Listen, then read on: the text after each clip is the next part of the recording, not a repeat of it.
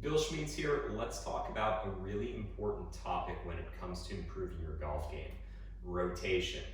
All golfers have heard about rotation, and it's really important to understand if we need more rotation or less and its influence on the body and the golf club. So I have a stick on the ground here. You can use a golf club. I'm going to place this stick off the inside of my trail heel and my forward toe like so. I'm going to take the club, I'm going to put it on my hips. Now I like to start with the pelvis to understand what's going to happen kind of from the pelvis up in regards to turn.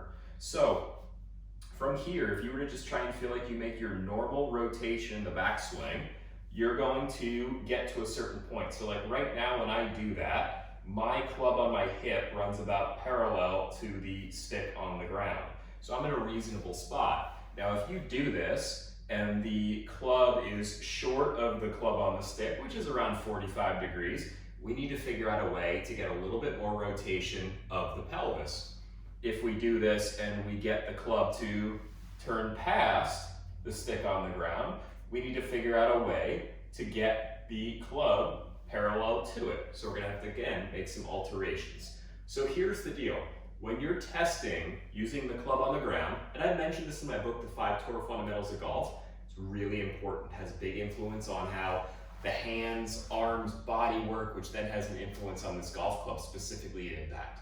So if we're a golfer and we can't get the club to match the 45-degree angle, you need to lengthen your trail leg a little bit more to give you a little bit more range of motion. You can kind of see how that club wants to rotate more as I lengthen my trail leg. If we test and the club rotates past the club on the ground, we then need to do the opposite. We need to stabilize that trail side.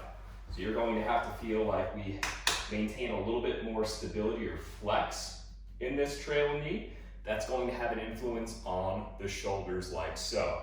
So if we're looking to improve our golf game, this is going to be a really important piece to add into your game, and you can test this at home away from the practice facilities, and then we can start to make some alterations at home to give you an enhanced feel for how the pelvis needs to work to allow for the shoulders to work properly, which is going to help you turn, tilt, and deliver that club at impact a lot more efficiently.